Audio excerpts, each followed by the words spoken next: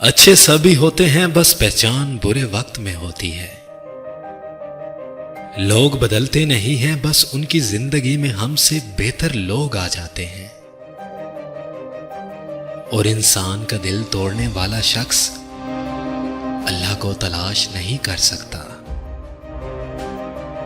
मोहब्बत या इज्जत किसी को इतनी मत दो कि वो तुम्हारी कदर करना ही भूल जाए।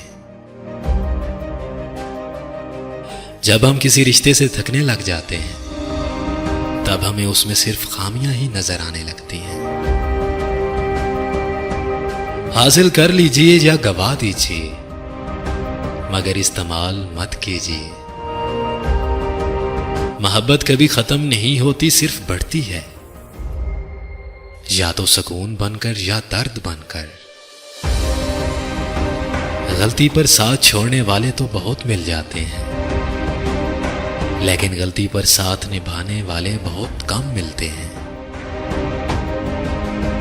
जहां मोहब्बत हो वहां ऐब नहीं देखे जाते, और जहां ऐब देखे जाते हैं वहां मोहब्बत होती ही नहीं। इंसान की आधी मौत तो उसी दिन हो जाती है जिस दिन उसका मनपसंद शख्स उसे छोड़ जाता है।